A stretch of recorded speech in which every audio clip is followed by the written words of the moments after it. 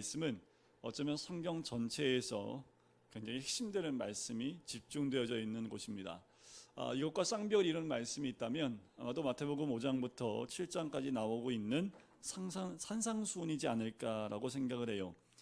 전반적으로 예수님의 특성이 잘 녹아있는 아주 독특한 말씀이 이제 14장부터 16장까지의 말씀이지요. 산상수훈은 예수님의 공생애가 시작하면서 하신 설교이고요. 이 오늘 본문에 나오는 이 시작부터 나오는 14장부터 16장까지를 우리 다락방 강화라고 하는데 예수님의 마지막 때, 그러니까 십자가를 지시기 직전에 하신 설교입니다. 그러니까 산상수훈과 이 다락방 강화 이 두 개 사이의 텀은 대략 3년 정도의 공백이 있다라고 보시면 되겠습니다. 산상수훈은 대중에게 공개적으로 한 설교라고 한다면 이 다락방 설교는 선택되어진 몇 명에게만 비공개적으로 하신 설교입니다. 잘 오셨습니다. 오늘 특별히 여러분들 비공개적으로 몇 분만 딱 이 말씀 이것도 들을 기가 있고 때가 있어서 듣는 거니까 여러분들 그렇게 자부심을 가지셔야 돼요. 오늘 내가 비공개되는 주님의 말씀을 듣는 특별히 선택된 사람이구나. 그러니까 이게 조금 요때 나오면 나올 때 참 힘들었는데 막 이런 마음이 있을 때 딱 나와서 이 말씀 들으면 야 나는 선택된 사람이구나 라고 해서 조금 이렇게 가슴을 좀 피시고 자존감도 좀 올리시고 주님의 제자라는 마음으로 오늘 이 말씀을 받으셨으면 좋겠습니다. 산상수훈이 예수님이 삶의 본질과 원리를 보여주는 것이라면 다락방 강화는 그분의 죽음과 그 후 성령의 임재 그리고 우리 삶에 대한 내면적 깊이를 보여주는 것이 이 14장부터 16장까지의 말씀입니다. 굉장히 깊지요. 이게 깊다라는 건요. 어느 정도 깨달음에 따라서 그 말씀을 파고 파면 팔수록 더 깊이 있게 들어갈 수 있는 말씀이 다락방 강화입니다. 때로는 우리 민소리가 읽어도 민소리 수준에서 하고 깨달을 수 있는 말씀이 또 이 말씀이기도 하고요. 또 아빠이고 목사인 제가 이 말씀을 읽으면서 도대체 모르겠어. 민소리는 알겠는데 저는 모르겠어 라고도 할 수 있는 말씀이 이 본문 말씀입니다. 우리가 이 말씀을 통해서 다 깨달을 수는 없지만 주님이 제자들에게 하고 싶은 말씀이 무엇인지를 우리가 볼 필요가 있겠지요. 산상수훈은 이렇게 시작을 하지요. 심령이 가난한 자는 복이 있나니 천국이 저희 것이라 라고 시작을 합니다. 하지만 죽음을 앞두고 있는 이 다락방 강화에서 첫 말씀은 너희는 마음에 근심하지 말라 하나님을 믿음이 또 나를 믿으라 라는 말씀으로 시작을 합니다. 죽음을 앞둔 상태에 있는 제자들에게 하신 이 말씀 오늘날 우리에게 더욱 필요한 것이 아닌가라는 생각이 듭니다. 어쩌면 지금 이때를 살고 있는 우리들에게 가장 필요한 말씀이라는 생각이 들어요. 왜냐하면 우리 삶이 너무 많은 근심과 걱정거리를 안고 살아가고 있기 때문에 그렇습니다. 우리는 하나님을 잘 믿는 척하지만 실제로 근심, 걱정, 염려 등을 한 짐씩 지고 살고 있습니다.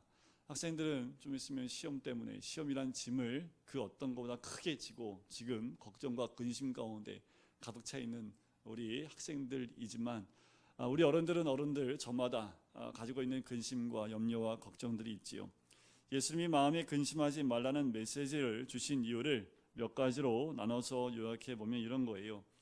왜 근심하지 말라고 했을까? 마가다락방에서 제자들과 심각한 대화를 선행했기 때문에 그래요. 제자들의 발을 씻기고 떡과 포도주를 나누면서 나의 살과 피를 기념하라고 말씀하시고 그리고 내가 곧 죽을 것이라 말씀하시고 예수님의 말씀이 갑자기 준비되지 못한 12제자에게는 너무 무거운 말씀으로 받아들여지게 됐다라는 거지요. 두 번째는 식사하는 중에 가룟 유다가 나를 배신할 것이다 라고 말씀했을 뿐만 아니라 제자들 가운데 가장 대표였던 베드로가 다 울기 전에 3번 네가 나를 부인하리라 라는 그 말씀까지 들으니 제자들이 얼마나 근심과 걱정이 많았을까요? 세 번째는 무엇보다 예수님이 무엇에 대해서 얘기하고 계시냐면 죽음에 대해서 말씀하고 있다는 겁니다. 예수님은 아버지의 뜻대로 십자가를 지시게 되지만 3년 동안 함께 살았던 제자들에게는 그 말씀이 좀 엉뚱한 것처럼 좀 이상한 것처럼 들릴 수밖에 없다라는 겁니다. 열두 제자들에 비해 우리는 어쩌면 예수님의 이 십자가와 죽음에 대해서 더 잘 이해하고 있지 않나 생각이 들어요. 우리가 열두 제자보다 더 나아서 그럴까요? 전혀 그렇지 않습니다. 오히려 성령이 깨달음을 우리에게 허락하셨기 때문에 우리가 이 말씀을 알고 있고 깨닫게 된 거지, 제자들도 나중에 성령이 임하고 난 다음에 이 말씀을 다 깨닫게 된 것을 우리는 사도행전을 통해서 알 수가 있습니다. 성령님이 밝히 가르쳐주지 않으시면 이 말씀을 깨달아 알 수 있는 사람이 아무도 없겠지요. 마음에 근심하지 말라. 하나님을 믿으니 또 나를 믿으라. 여러분들, 사람을 죽이고 파멸시키는 가장 무서운 것이요, 우리 육신의 질병인 암보다 어쩌면 마음의 근심입니다.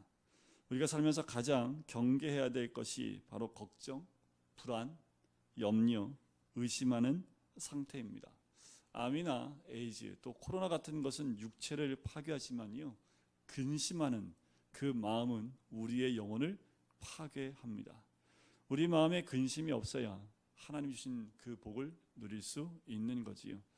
우리가 마음으로 근심하면 안 되는 이유 몇 가지를 좀 보면, 첫 번째는요, 근심하면 누가 안 보이냐 하면 하나님이 안 보여요.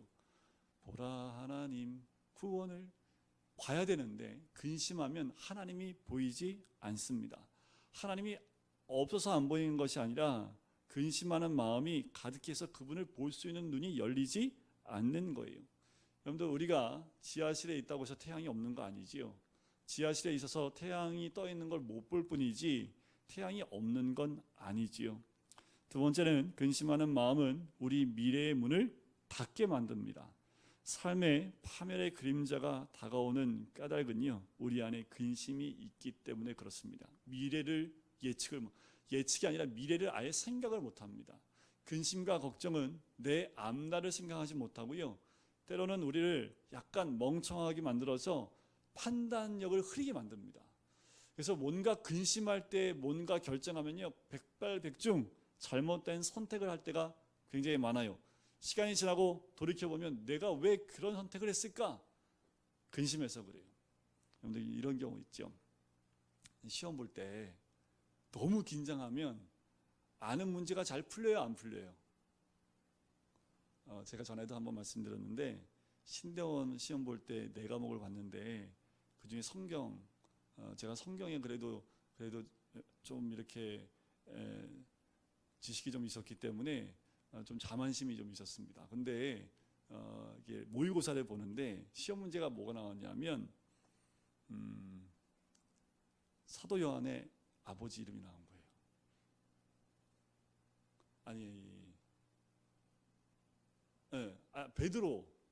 베드로의 아버지 이름이 나온 거예요. 베드로의 아버지 이름 뭔지 아세요?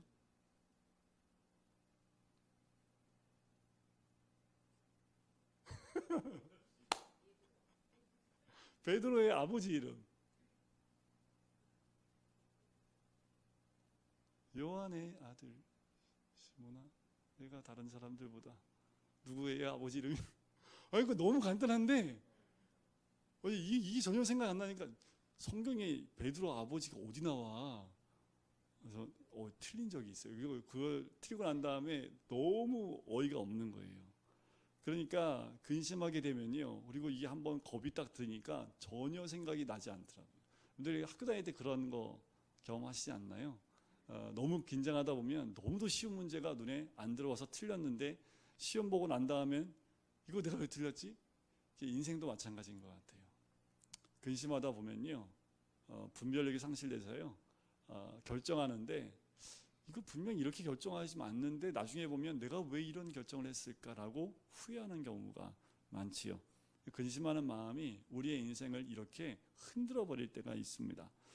세 번째, 근심한 마음은요, 최악의 상태를 상상하게 합니다. 이 근심하면 상상력이 어떻게 가요? 안 좋은 거, 더 안 좋은 거.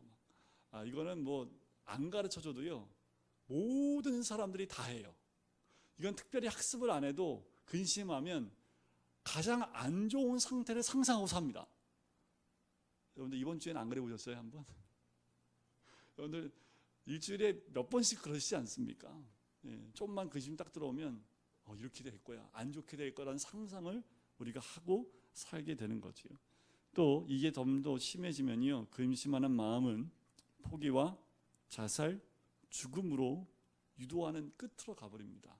왜 서울시장이 그렇게 끝을 냈을까요? 그 이유는 아무도 모르지만 그 이유 중에 하나는 근심 때문이지 않을까라는 생각이 들어요. 그것으로 인해서 자기의 잘못한 것으로 무엇인가 잘못될 것을 머릿속에 상상하면서 그렇게 근심으로 쳐다보니까 그냥 포기해버리는 거죠. 그렇게 근심이요, 사람을 다 망가뜨립니다. 그래서 우리 주님 다락방 강화에서 첫 번째 하시는 말씀이 근심하지 말라. 그리고 우리에게 하시는 말씀이 근심하지 말라는 겁니다. 자, 그러면 예수님은 십자가의 죽음을 앞두고 제자에게 근심하지 말라고 하신 이유가 뭐냐면, 왜 우리가 근심하지 말아야 되냐면 하나님이 계시기 때문에 그래요. 뭘 근심하십니까? 하나님 계신데. 여러분들, 하늘이 무너져도요, 하나님 계시면 괜찮아요. 그런데 근심하고 있으면 하나님이 계신지 모른다니까요. 그러니까 근심에 매이는 겁니다. 우리 하나님이 계시기 때문에 괜찮습니다. 그리고 근심할 필요가 없는 거지요. 그래서 마귀가 귀대고 뭐라고 그래요? 하나님 없어. 근심하고 있으면요, 진짜 하나님 없는 것처럼 느껴집니다. 마귀가 계속 속삭여요. 하나님 없어. 하나님 없어. 또 주변에 사람들이 거봐, 너 교회 다니는데 또 이렇잖아 하면서 진짜인가? 하면서 또 이렇게 그때 뭐 순간 또 헷갈려요. 또 그때 헷갈리시고 근심할 필요가 없습니다. 왜요? 하나님은 분명히 계시기 때문에 그렇습니다. 우리는 살아계신 하나님을 믿음으로 마음에 근심하지 말아야 하는 거지요. 여러분들, 요셉이 만약에 근심으로 쌓여 있었으면 노예로 팔려가서 자살했을 겁니다. 노예 잘 버셨다가도요, 누명 쓰고 감옥에 갔을 때 자살하지 않았겠어요? 그런데 요셉이 흔들리지 않는 마음이 뭐가 있어요? 하나님 계시다라는 거예요. 하나님 계시기 때문에 내가 노예로 팔려오고 감옥에 가도 괜찮은 거예요. 하나님이 계시니까. 우리에게도 그 마음이 있으면 근심이 순식간에 사라지게 될 줄 믿습니다. 그래서 여러분들, 기도하는 자리에는 여러분들 발벗고 나오셔야 됩니다. 기도하는 자리에 나오면 그곳에 하나님이 계세요. 뭐 기도하지 않는 자리에 하나님이 안 계신 건 아니지만 특별히 하나님의 은혜가 있는 곳을 여러분 찾아오셔야 됩니다. 근심이 있을 때 더 하나님께 와서 기도하셔야 돼요. 그때 하나님이 어때요? 하나님, 내가 있다. 나를 바라보라. 내가 여기 있다. 그 주님 만나는 순간 모든 근심은 사라지게 되는 줄 믿습니다. 2절에 이렇게 나오지요. 내 아버지 집에 거할 것이 많도다. 그렇지 않으면 너에게 일렀으리라. 내가 너희를 위하여 거처를 예비하러 간다라고 말씀하십니다. 두 번째는 뭐냐? 마음에 근심하지 말아야 될 두 번째는 천국이 있기 때문에 그렇습니다. 여러분들, 분명히 천국이 있습니다. 천국이 믿어지지 않는 분은 문 열고 나가세요. 그냥 여긴 천국 믿는 분들만 앉아 계시는 곳이잖아요. 천국은 분명히 있습니다. 근데 중요한 건 뭐냐면요, 무엇보다 우리의 마음에 천국을 건설하셔야 됩니다. 이 마음에 천국을 건설해야 돼요. 따라서 근심이나 의심, 불안이 비집고 들어올 수 없도록 천국이란 믿음으로 우리의 마음을 무장해야 된다라는 겁니다. 인생은 죽음으로 끝나는 것이 아니에요. 여러분들, 인생은 죽음으로 끝나는 것이 아니라, 제가 장례식에 가면 항상 말씀을 드리지만 죽음은 영혼을 여는 문에 불과한 겁니다. 이런 믿음이 있으셔야 돼요. 죽음 이후의 삶은 끝이 아니라 천국이라는 영원한 삶이 준비되어져 있는 줄 믿습니다. 예수 그리스도를 믿는 사람은 천국에 가요. 천국은 하나님의 통치가 있는 곳입니다. 죽음 없고요, 눈물도 없고 슬픔, 애통, 질병이 전혀 없는 것이 천국입니다. 다른 말로 말씀을 드리면 천국은 부족함이 없는 곳이에요. 근데 부족함 없는 분, 손을 한 분이라도 드셔야 되는데, 부족함이 없는 곳이 천국이에요. 여기가 천국이죠. 부족함이 없다라는 믿음이 있는 분은 그곳이 바로 천국입니다. 바로 저 천국은요, 부족함이 없는 것이지요. 3절에 보면 가서 너희를 위하여 거처를 예비하면 내가 다시 와서 너희를 내게로 영접하여 나 있는 곳에 너희도 있게 하리라. 근심하지 말아야 될 세 번째 이유는 예수님이 천국에 처소를 마련하신 후에 다시 오셔서 우리를 천국으로 데려가겠다고 약속하셨기 때문에 그렇습니다. 반드시 우리 주님 거처를 준비하고 우리를 맞이하러 오신다라고 말씀을 하셨다라는 거예요. 그래서 우리는 근심할 필요가 없다라는 겁니다. 어딜 가든지 여러분들, 자녀들과 함께 갈 때 자녀들이 아빠하고 함께 가는데 두렵고 근심과 걱정으로 아빠를 따라다니는 아이들이 있습니까? 생소한 곳에 가더라도 아빠하고 엄마하고 함께 가면 근심 안 하죠. 왜요? 얘들은 엄마 아빠 가는 곳은 어디든 괜찮아요. 그냥 엄마 아빠가 있으니까 근심 걱정 안 하잖아요. 제가 대학교 4학년 때 4학년 1학기까지 하고 우여곡절 끝에 뭐 앞에 여러 가지 사건이 많았지만 어떤 캐나다의 밴쿠버에 친구 한 명이랑 그냥 무작정 짐 싸고 간 적이 있습니다. 부모님한테는 어학연수 얘기하고 간 거는 놀러 간 거였죠. 근데 캐나다 밴쿠버에 누가 있어서 간 게 아니라 그냥 친구하고 그냥 가자. 그래서 티켓팅 해가지고 비자가 없어요. 거기는 오픈 비자에서 공항에 딱 들어가면 최장 6개월 비자를 받을 수 있습니다. 그래서 들어갈 때 뭐 말을 못하니까 저는 버벅거리니까 한국인 캐나다인이 오더라고요. 그래서 이렇게 대신 영어를 해주더라고요. 그래서 6개월짜리 딱 받고 공항에 딱 나갔어요. 딱 둘이서 지금 이만한 걸 이렇게 끌고 딱 나갔는데 갈 데가 없죠. 그래서 공항에 2시간 동안 앉아 있었어요. 2시간 동안. 그래서 제 함께 간 친구가 영어를 좀 해요. 그래서 뭐 전화로 뭐 이것저것 알아보는 줄 알았더니 전화만 걸고 아무 말도 못하고 가만히 서 있더라고요. 그러니까 이제 잠잘 때를 알아보려고 한 건데 그렇게 2시간 동안 앉아 있었는데 거기서 만난 분이 전사님 한 분을 만나게 돼서 그분 집에서 한 3개월을 살게 됩니다. 그러면서 이제 거기서 캐나다에서 사는 길이 열렸는데 참 젊었을 때니까 아무도 모르는데 그냥 공항에 짐 들고 들어갔지. 그런데 공항이 한 2시간 동안 있으니까요. 이거 어디 가야 되나 난감하긴 하더라고요. 그런데 우린 그렇지 않아요. 천국은 이렇게 가지 않습니다. 천국은 우리 주님이 우리를 인도하십니다. 어딜 가든지 누가 인도하면 걱정할 게 없잖아요. 그냥 인도한 대로 가면 되잖아요. 우리 주님 우리를 그렇게 인도해 주시고 우리의 미래를 그렇게 인도해 주시겠다라고 말씀을 하는 거지요. 우리는 세상을 살면서 어떤 일을 만나도 두려워하지 말고 감사하고요. 나이스하고 멋지게 살아야 될 줄 믿습니다. 예수님이 아버지 집으로 가는 일은 본래 계시던 곳으로 가는 거지요. 그보다 중요한 의미는 우리를 위해 처소를 예비하러 가신다라는 것입니다. 우리를 예비해 주신 그 처소로 이끌어 주시겠다 또 약속을 하시지요. 그런데 예수님의 영적 말씀에 대한 제자들의 모습은 육적으로 그 말씀을 들었기 때문에 이해하지 못해요. 그래서 도마가 묻지요. 자, 보통은 베드로가 묻는데 지금 베드로는 지금 이렇게 말하면 죄송합니다. 영혼이 빠져나간 상태예요. 왜요? 다 울기 전에 너 나 3번 부인한다 말 듣고요. 지금 정신이 아마도 안 봐도 뻔해요.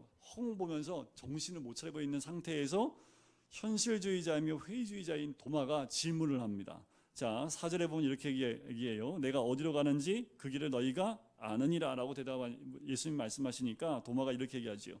주여, 주께서 어디로 가시는지 우리가 알지 못하거늘 그 길을 어찌 알겠사옵나이까? 라고 도마가 질문을 합니다. 여러분들 이 질문을 왜 했는지 여러분들 짐작하시지요. 그 길이 뭔지 우리는 알아요. 하지만 도마는 예수님이 말씀하신 내가 어디로 가는지 그 길을 너희가 아느니라.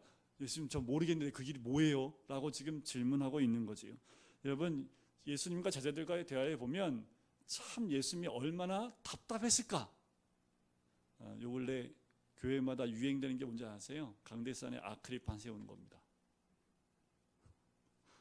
좀 전에도 한 그 사역자가 저한테 보내진 사진 보니까 교회에서 했다고 아크릴을 이만큼 높이에다가 이렇게 해서 네모나게 완전히 감쌌더라고요. 아크릴판으로. 멋있더라고요. 그래서 나도 한번 할까 되게 멋있다. 그리고 요 앞에는 아크릴로 해서 이렇게 이거보다 더 높게 한 2m 높이로 아크릴로 이렇게 세웠더라고요. 근데 뉴스에 보니까 코로나가 공기를 통해서 전파된대요. 그럼 이거 못 해요, 이거를. 공기로도 전파되면 이거 할 필요도 없잖아요. 근데 하는 이유는 아무래도 성도님들 가운데 걱정과 근심에 있는 분들을 편안하게 해주기 위해서 이걸 했더라고요. 그거 한다고 뭐 효과는 좀 있겠지만 제가 기도원 갔는데 기도원에 식사하는데도요 다 아크릴로 이렇게 높이로 다 책상 위에다 이렇게 막았더라고요. 그래서 이번 주일날부터 우리 아이들 유초등부 아이들은 샀어요. 가림막 샀어요. 일부러. 그거 한다고 효과 없는 건 제가 알지만 그거 사진 찍어서 부모님한테 보여드리려고 교회에서 잘 준비하고 있고 걱정하지 마시라고 하려고 일부러 요만한 플라스틱인데 투명한 거예요. 이렇게 그 아이들 책상에다가 놔줄 수 있도록 그걸 샀습니다. 어떤 간에 마음에 그런 걱정과 근심하지 않도록 하기 위해서 그렇게 하는 거죠. 왜 이 말씀 드리냐면 얼마나 답답할까라는 생각이 들어요. 가뜩이나 이렇게 멀리 앉아 있어서 이렇게 질문 답하도 못하는데 여기다가 아크릴팔로 이렇게 하면은 얼마나 답답할까. 그런데 우리 예수님이 도마의 이 말 들으면 아마 아크릴판이 아니라요, 투명하지 않은 그 아크릴팔로 딱 막아 있는 것 같은 느낌이지 않을까라는 생각이 들어요. 그만큼 예수님의 말씀을 잘 알아듣지 못하는 제자들입니다. 그럴 수밖에 없지요. 예수님이 말씀하신 건 영적인 말씀인데 제자들은 이해할 때 육적으로 이해를 하고 있다라는 거예요. 왜 이렇게 대화에 단절이 있을까? 그것은 영적인 세계와 육적 세계가 다르기 때문에 그래요. 우리가 일상생활할 때는 어떻게 생활하냐면 육적이고 이성적이고 합리적으로 생활합니다. 여러분들, 이 합리적인 걸 벗어나라는 얘기는 아닙니다. 우리는 항상 상식선에서 모든 것을 생각하기 때문에 영적인 대화가 탁 던져지면 상식선에서만 생각을 해요. 그러니까 뛰어넘지를 못하는 거지요. 여러분들, 영적인 문제가 들어오면 육적 사고와 충돌을 일으키게 되어 있습니다. 여러분들, 교회가 상식적으로 움직여야 되지요. 교회가 윤리와 합리성 필요하지요. 그런데 교회라는 곳은 이 도덕, 윤리, 합리성의 잣대로 되지 않는 데가 교회입니다. 영적인 공동체는 이런 세상의 합리성으로만 갖다 들이대면 맞아, 고개를 끄덕이다 보면 말씀에서 떠난 잘못된 사상들이 들어와요. 그래서 어떤 분이 그러더라고요. 기독교 안에 유독교가 들어온다고. 유독교가 뭔지 아세요? 유교적 기독교. 그래서 유독교. 불독교도 있대요. 불독교. 불교적 기독교. 불교 색깔이 들어와 있는 기독교가 들어와 있고, 정말 교회마다 유교 사상으로 꽉 찬 교회들이 너무 많대요. 진리의 말씀이 아니라 이게 유교적으로 자꾸만, 이게 이제 유대인들은 율법적이라고 하지만 우리 사회 자체가 유교적이기 때문에 유교적인 것들이 너무도 많다라는 그런 얘기를 하긴 하더라고요. 근데 그런 생각을 가지고 말씀을 대하거나 영적인 공동체를 대하면 한계가 있습니다. 하나님 뜻을 이해하고 하나님의 말씀대로 순종하기에 어려움이 있고요. 항상 갈등이 일어나게 되어져 있습니다. 두 번째는 영적인 것은 훈련을 받고 시간이 흐른다고 해서 저절로 터득되지 않는 특징이 있습니다. 어떻게 하면 영적인 말씀을 이해할 수 있을까요? 딱 한 가지밖에 없어요. 성령이 임하시는 것밖에 없습니다. 성령이 깨닫게 하시는 방법밖에 없어요.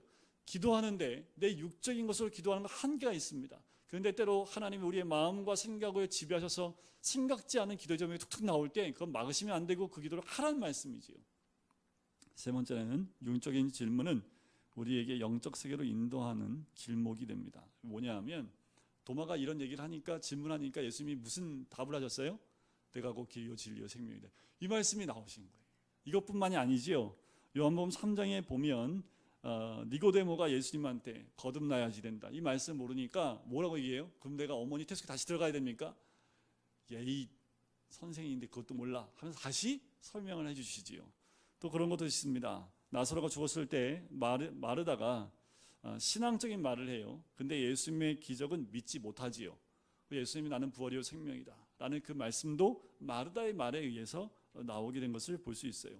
이런 육적인 질문을 통해서 영적인 답이 주님이 주시는 그것을 볼 수 있는 거지요. 도마의 질문은 세 가지입니다. 무엇, 어디, 왜 가시느냐, 이 세 가지 질문이에요. 무엇이고, 그 길이 무엇이고, 또 그 길이 어디며 그 길을 왜 가느냐라고 질문을 하는데, 그리고 우리는 거기 하나 더 플러스하지요. 어떻게 갈 수 있느냐, 그것이 우리가 해야 될 또 하나의 질문이 되겠지요. 도마는 예수께 길이라는 단어 하나를 던지는 거죠. 도대체 길이 무엇입니까? 여러분들, 이 길은 굉장히 중요하지요. 우리 인생 가운데 가장 중요하고 기본적인 문제가 길이라는 단어 속에 집중되어져 있습니다. 그만큼 이 길은 참 중요합니다. 인생의 길이란 세상 사람에게만 적용되는 것이 아니라 영적인 문제에도 동일하게 적용되는 거지요. 그래서 우리 주님이, 예수께서 이르시되 내가 길이요 진리요 생명이니 나로 말미암지 않고는 아버지께로 올 자가 없다라고 말씀을 하지요. 먼저 우리 주님이 선언적인 말씀하십니다. 에고에임이 아시죠? 나는 뭐뭐다. 요한복음엔 총 7개의 그 에고에이미가 있습니다. 선언적인, 하나님, 나는 스스로 있는 자다 라는 그 고백처럼 하나님이심을 드러내는 선언적인 이 말씀이 있습니다. 또 한 가지는 우리가 천국으로 갈 수 있는 유일한 길, 진리, 생명은 누구밖에 없다고요? 예수님밖에 없다라는 그 진리의 말씀을 선포하신 거지요. 그런데 이 말씀 때문에 세상은 혼란스럽습니다. 왜냐하면 다원주의자, 무신론자, 범신론자, 인본주의자 등 이 사람들은 예수가 뭔데 자기만 믿어야 구원을 받는다고 하느냐라고 하고 그 예수님만이 길이라는 것을 거부하는 사람들이 일어나고 있지요. 그리고 세상 사람들은 기독교는 타협이 없는 종교라고 얘기합니다. 어떻게 구원에 타협이 있을 수 있습니까? 어떻게 구원을 받는데 타협이 있을 수 있어요? 그건 타협할 수 있는 부분이 아니지요. 그러니까 이거는 타협할 문제가 아닌 겁니다. 예수님은 나는 길이다 라고 선포하십니다. 길은 화해를 의미하지요. 예수님 니꼬르 길입니다. 예수님은 곧 뭐예요?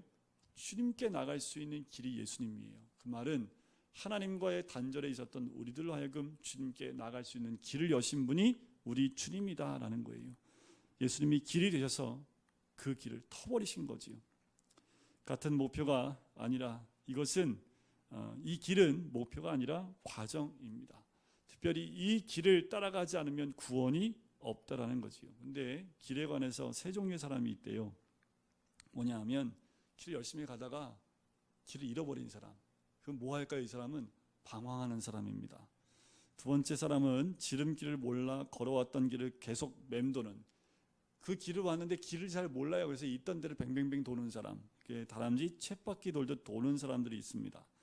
마지막은 길도 없는 곳을 무작정 가는 사람입니다. 무지라는 거지요. 세상에는 이 세 종류의 사람밖에 없어요.